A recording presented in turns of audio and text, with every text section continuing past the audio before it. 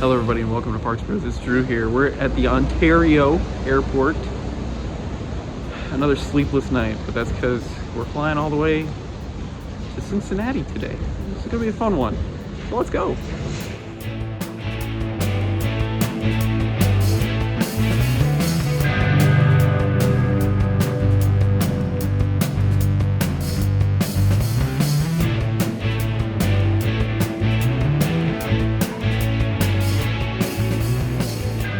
Butterflies of travel day mornings were in the air as we were set to take our longest coaster trip ever. 4 different amusement parks, 10 days, and nearly 50 different coasters. We came up to our plane cautiously optimistic as we had never flown Frontier before. We found out later on the trip that caution was well advised. But that's a story for another time. We traveled from airport to airport until we ran into this crazy hairy man that offered us kisses. His facial hair wasn't the only we saw though, as even the baseballs in northern Kentucky have mustaches.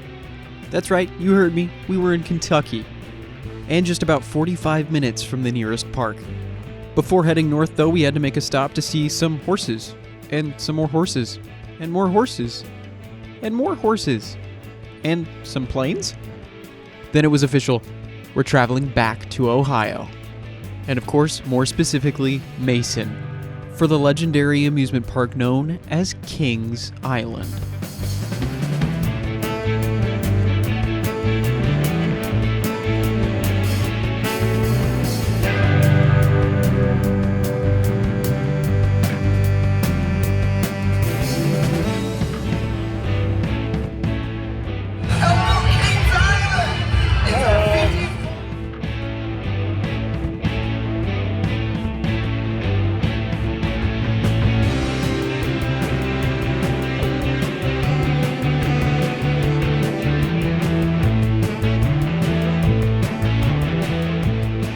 Official, we've made it to Kings Island for the first time ever, at least from my buddy Zack and I. We're joined, of course, by my great friend Mario from Mostly Coasters. You've already seen him in this video. But this front entrance plaza, absolutely incredible. I can't wait to see more. I mean, the parking lot view, not great compared to this. This is phenomenal just to walk into. Now, we did get here a little late because we did fly here today all the way from the West Coast, so that was quite a long travel day, but we've got about 4 hours or so to check out the park. We just ate some Skyline chili for the first time ever. Really interesting, really tasty, a little too much cheese for my liking personally, but this looks beautiful and I can't wait to check out all the rides, especially things like Diamondback. We're gonna let, I think, our food settle quite a bit before we get on anything, but this is spectacular already. And of course, as you can probably see, all the decorations are alluding to the 50th anniversary of this wonderful park. There's some special shows, not including these clouds. Oh man, we've got quite the trip planned though. Hopefully rain isn't gonna ruin our days. Look at that fantastic detail as we're walking down International Street. Loving the different types of architecture as we're walking down. You can see the different flags representing, you know, of course, the different countries, and like you've got an Italian place right here. Ooh, ice cream. We're definitely gonna stop here. I know they've got a famous blue ice cream we're gonna have to find somewhere. Of course, Spain is represented just over Mario's head right there. And it looks like Germany over on the other side. Wonder what they have there. As we're walking past the Eiffel Tower, we'll probably go up that in the next couple of days that we're here. We've got about 2.5 days or so. A full 30 hours almost, which is pretty insane. That's about the last time I was asleep also at this point, but Orion just towers over the park. As we're walking this way, you can see the Kings Island clock back here, backlot stunt coaster right here, going up that quadruple helix, which apparently is pretty insane from one of my buddies were telling me. And then of course Diamondback, about to crest that lift hill. Oh man, I don't even, are we heading to Diamondback? I think we're heading to Diamondback. Or maybe backlot. Oh, backlot, okay. I am completely lost. I did not look at a map and I should have. Look at that thing go. All right, we're making our way to Diamondback. Just passed by Mystic Timbers, of course. We're gonna check that out in just a second. This is the new brew house right here, it looks like. Maybe we'll eat here one of the days we're here. But yeah, Diamondback's only like a 10 to 15 minute wait, so we're gonna hop right in line. First ride of the day and first ride of the trip. Diamondback, a legendary B&M hypercoaster. Let's hop in line. Hopefully we won't wait too long, and maybe we'll get a little wet. It is very hot and very humid. Big plus right off the bat, they've got Mr. Fans in the queues. Oh, that feels nice.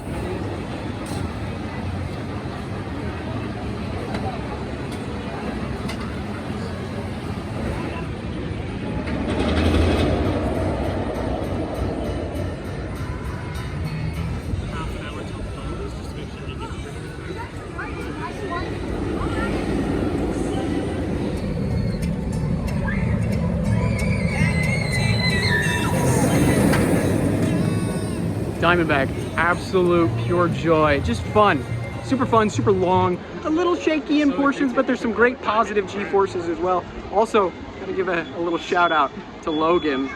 Logan actually was our ride up. You know who Logan is. Logan, cool to meet you, if you will. But yeah, super fun on Diamondback. I think this is my favorite B&M Hyper out of the two I've been on so far.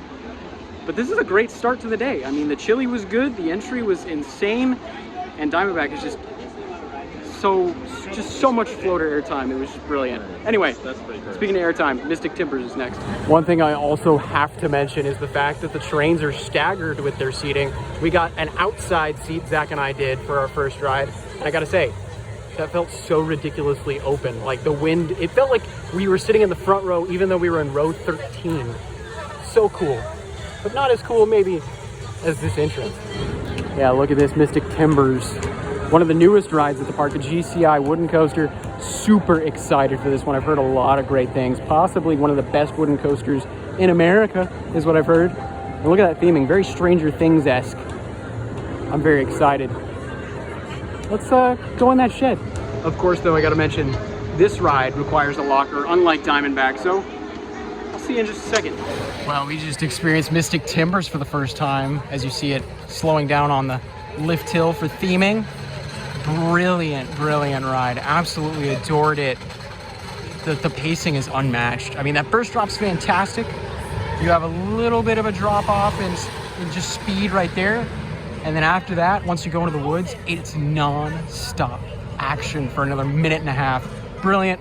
Might be my favorite GCI wooden coaster to date. Of course though, like every single ride here, I'm gonna have to ride it a couple more times before I can solidify that opinion. Because you never know. I mean, we did just get a sunset ride in the back row on Mystic Timbers, so that's gonna be completely different than in the morning. I will say though, if we can get back to that ride one of these nights, like in pitch black, I think it'll be insane. I mean, like, to not be able to see what's coming is gonna be crazy. I mean, the ride already looks insane with being able to see what it's like, but that feeling of traversing that track while you can't see a thing, it's got to be unbelievable. So there's a lot of night rides we need to do here. Of course, we're going to try and do Beast, which is just behind me as we're walking past it. We're going to head towards the newest roller coaster at the park, Orion. As we're walking that way, we're walking by Backlot Stunt Coaster. I do want to say something as a first-time guest without having a map. This park can be a little confusing to traverse. I think we're getting the handle on it. It's just there's some view ways, if that makes sense, that would make sense to walk straight there, but you kind of have to do like a circle around in a different way. So we're trying to head to Orion. We've had to kind of cut back a couple times, but I think we're on the right track now. But of course, something we're gonna have to do tonight is the Beast, especially at night. This is actually where Vortex, I believe, used to be, the aero looping coaster. Kind of sad to see this giant plot of land be empty, but at the same time, maybe it makes Beast more secluded. I'm very excited to ride the world's longest wooden coaster in the pitch black. I gotta say, while technically Orion is the shortest Giga coaster, man, it is massive. It stands tall on its own, especially in front of the antique autos right here and Racer as it races by. We're definitely gonna check that out, I think, while we're in this area. I am so unbelievably excited for Orion though. Also, I have to mention this, although this is like a boardwalk section of the park, this is gorgeous. Like, it's really well kept. There's tons of floral, like, it's just it's really, really well kept, and I'm really enjoying that about this place. Everything is super clean and super foliagized. I'm making up words. It's fine. Oh man, Racer's coming though. Maybe we'll do that next. Brand new area, Area 72. You can see some pretty cool theming. Even some conspiracy theorists are hanging outside, even though it's a tow-away zone. Well, let's go participate in an experiment, shall we? Of course, there's other attractions in this area like Flight of Fear, an indoor launch coaster. We probably won't check that out tonight because it does have quite the long wait. Orion, on the other hand, less than 20 minutes.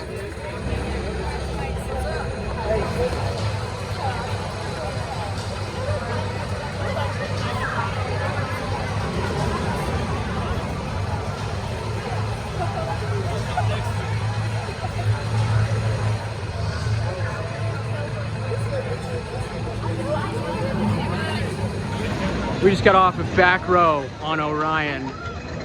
You know, a lot of coaster enthusiasts, they go off about how it's not that great, it's not the best. So what? That was brilliant.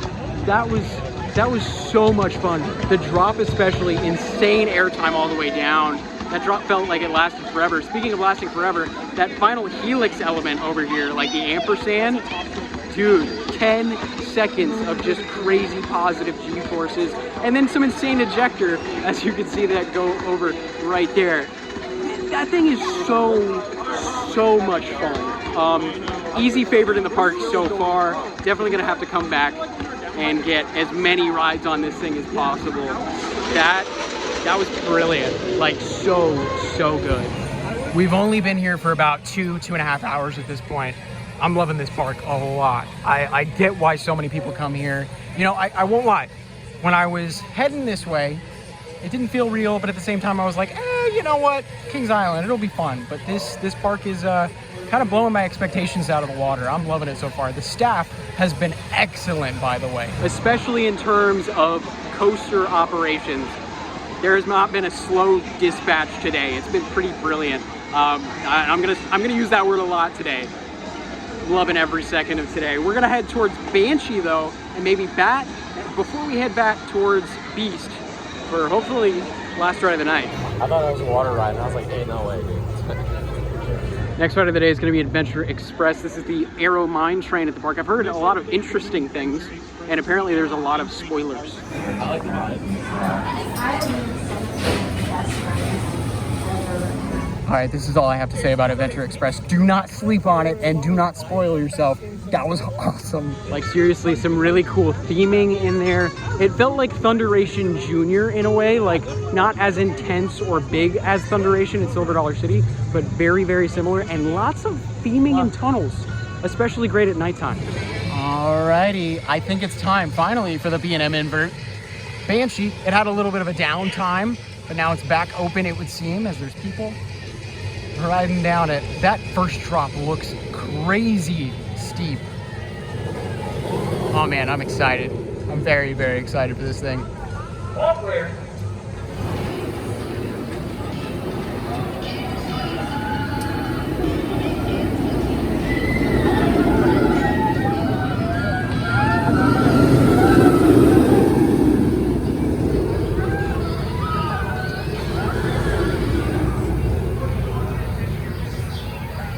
Well, quite a lot's happened in just the past couple of minutes. You missed us ride Banshee. We're kind of running at this point because we want to make sure to get a night ride on the Beast before the park closes. But Banshee is probably the most intense and graceful and ridiculous B&M invert out there. A little shaky, can't lie on a wing seat, but outside of that, so forceful. We also got the chance to ride Bat. We had to run back there. By the way, that's literally in the middle of nowhere. It's like a hike to get over that coaster. But man, that ride is insane. While I was talking about that, Mario had to point out the beautiful lighting all over this park. It seriously is gorgeous at night. I kind of wish they did like a nighttime event where they would open the park from like 10 p.m. to maybe like 4 or 5 a.m. That'd be such a cool time to get some amazing night rides. And I feel like a lot of people would be interested in that because I feel like this park shines at night way more than in the day. Anyway, the bat is insane in every sense of the word. So much more intense than I was expecting. I mean, that is easily the best aero suspended coaster without question. Now we're getting lost trying to find the Beast. Also, we just asked an employee and they were so helpful to us and immediately were like, make sure you go that way. That's something that I have to mention about this park. The employees have been stellar all day. Man, I wish we could get an Orion night ride, but we gotta make sure to get the Beast night ride out of the way first. If we have time, we might sprint over to Orion because it looks beautiful, especially with all the foreground lit up in the same colors. It's almost time. We're about to ride the longest wooden coaster in the world, and of course, it's got some amazing trails leading us directly there. So as you can see, it's only getting more and more humid as the night goes on, but we are officially in line for the Beast. We do have to wait until the fireworks show, and that starts at 10, park close. It goes for 15 minutes. Then it might take 15 minutes for the ride to reopen. So we probably got about an hour, maybe even more of a wait for the Beast, but you know what? It'll only get darker and only get better, so I'm very excited. How cool is that? They even incorporate drones into the fireworks show. I would love to see this show one of the nights we're here. This is happening right above our heads. This is so cool. Who needs fireworks when you have drones, am I right? It's spelling out Kings Island in the sky.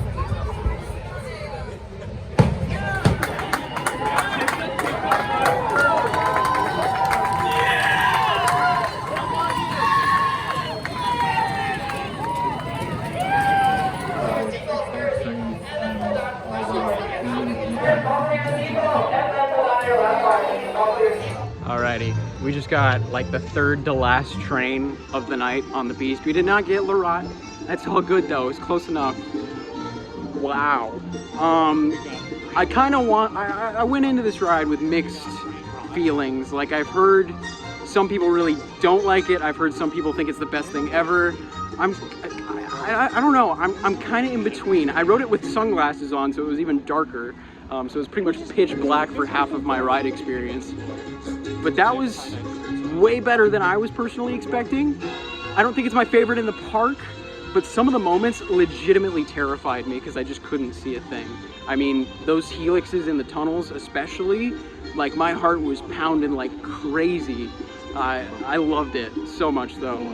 I will say there were some lull moments on the ride, but besides that, I mean, the parts of the ride that really stood out to me kind of made up for that quite well. It is a little bumpy, but it's not in a bad way. It's like it's a fun like you old style. Yeah, it's like a gallop, you know, you're riding a horse almost, kind of bouncing, almost like a trampoline, but so cool, especially at night. I forgot to mention, we rode in the back 2 rows.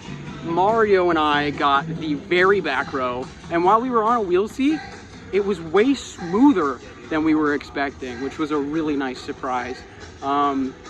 Zach, who sat in the middle of the car, was saying it was glass smooth, so that's a great sign. I'm glad they did the retracking work for this year. I'm kind of interested how much it's changed, but I can't really tell you that. This is my first day at the park, my first, 5 hours at the park, really, and this legitimately might be the best amusement park, at least pure amusement park, that I've ever visited. Like, everything about our visit today has been almost perfection. It's been brilliant. I can't wait to get up to the top of the Eiffel Tower tomorrow to get some views from the top. There's so many other rides we gotta check out still, so many coasters too. I mean, I'm glad we have the 2.5 days that we planned here because we will use all of it up. Absolutely loving international streets, lighting at night. I can't wait to see the firework and drone show from this area of the park, especially with the fountains joining in. That'll be so incredible to see. I gotta wrap my Beast ideas up in one sentence. It's not my favorite ride of the day, but it is definitely going to be the most memorable. There's no way I'm gonna forget that ride. Oh man, I don't want to leave, but we've got 2 12-hour days in the next 2 days, so it's gonna be a lot of fun. Well, that will end our first half day, quarter day at Kings Island. We have seen literally maybe like an 1/8, maybe a 1/16 of this Wanna park. go to White Castle? Sure. Alright. 1/16. I don't even know what that meant, but we've had a phenomenal time, and I can't wait to come back for the next 2 days. It's brilliant, absolutely amazing. Again, I think this is probably the best amusement park that at least I've visited in the United States, and I've been to quite a few. But I hope you're ready for the Parks Bros road trip. We've got another, shoot, like 6 days of trips. It's gonna be fantastic. I hope you're ready. Make sure to subscribe if you haven't. We're gonna have literally probably 50 videos. But of course, until then, we'll see you on the next ride.